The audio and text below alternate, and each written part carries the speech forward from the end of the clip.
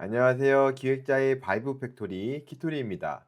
저번 강의는 리스폰스 API라는 것을 이용해서 저희가 AI 챗봇에게 지능을 부여해 보았죠. 오늘 강의에서는 RAG라는 시스템을 이용해서 AI 챗봇에게 지식을 부여해 보도록 하겠습니다. 일단 RAG에 대해서 알아봐야 되겠죠. RAG란 무엇이냐? 여기 약자가 나옵니다. RAG는 Retrieval Augmented Generation의 약자로 외부 지식을 검색하여 생성 과정에 활용함으로써 더 정확하고 신뢰성 높은 답변을 생성하는 기술이라고 합니다. 이렇게 말하면 좀 어려울 수가 있는데 간단히 말하면 사용자의 질문에 관련 정보를 찾아서 그 정보를 바탕으로 LLM이 답변을 생성하도록 하는 기술을 말합니다. 도식도를 보면서 더 자세히 설명드리도록 하겠습니다. LLM 단순 응답과 RAG 기반 응답은 어떤 차이가 있느냐? 현재까지 우리가 진행한 방식은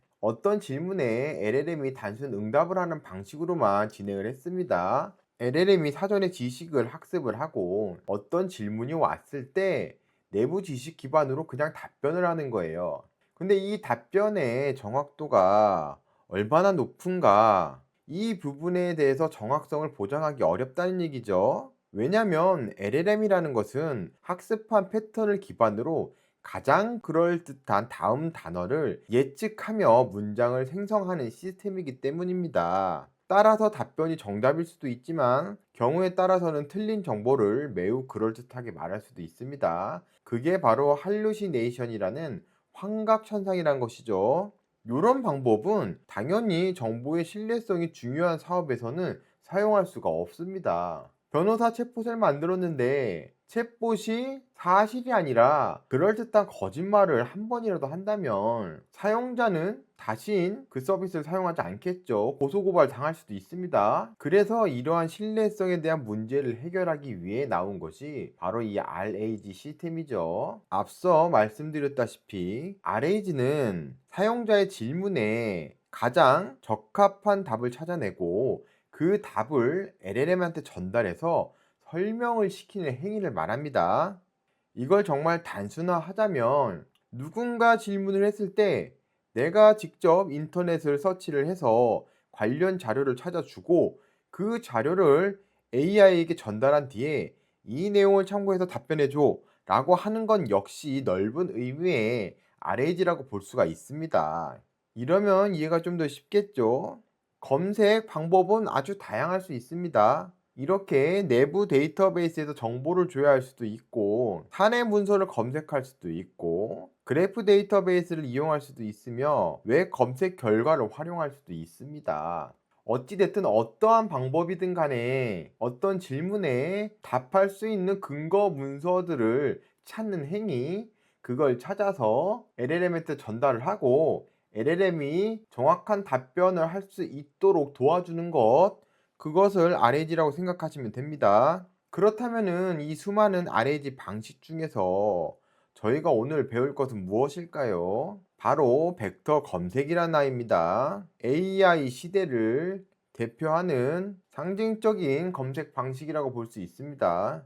그렇다면 벡터 검색이란 무엇이냐? 이것도 간단히 설명을 하자면 인간이 자연어로 질문을 하면 질문과 의미적으로 가장 유사한 정보를 찾아주는 검색 방식이라고 할 수 있어요.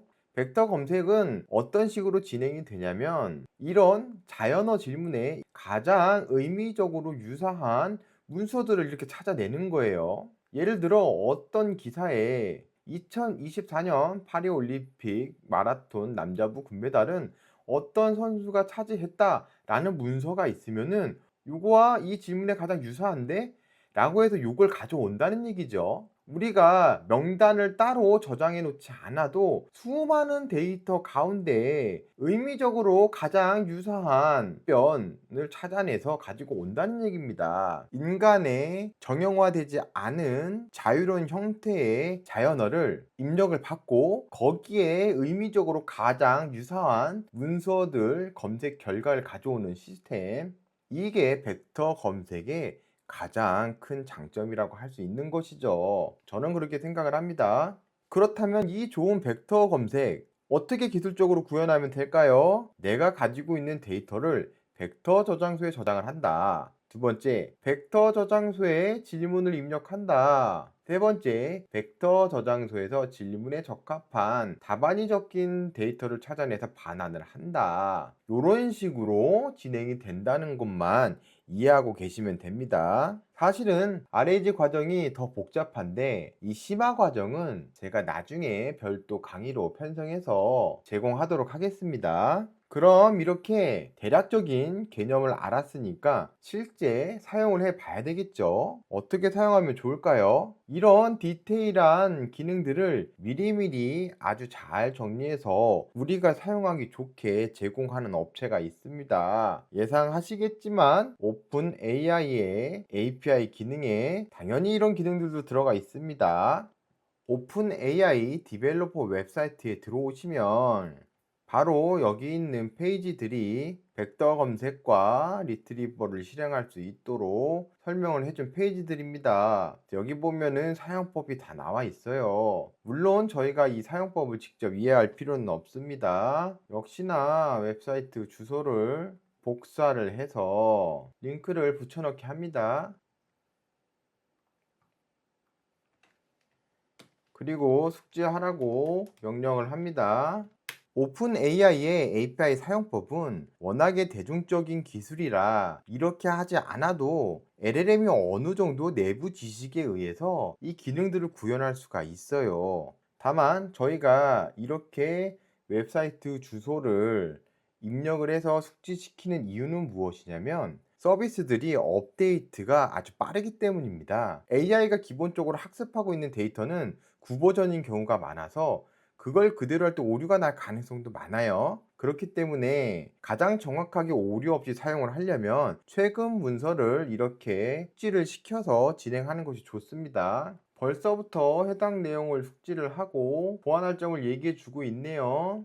자, 여기 상세 내용을 보시면 어려운 내용들이 좀 나와요. 청킹이란 단어도 나오고 오버랩을 어떻게 해야 되는지도 나오고 어떻게 조정해야 좋은지도 저희는 아직 모르고 있습니다. 맥스 토큰은 어떻게 잡아야 되는지, 더 나아가서 인베딩은 어떻게 해야 되는지, 몇 토큰 기준으로 해야 되는지, 사실은 디테일하게 갈수록 설정할 것이 진짜 많아집니다. 이것은 여러분들이 고급 RAG 엔지니어가 되고자 한다면 필요한 내용이긴 해요. 이런 부분들은 나중에 제가 별도의 강의로 구성하도록 하겠습니다. 일단은 오픈 AI가 기본적으로 추천하는 값들로 다 세팅을 할 거예요.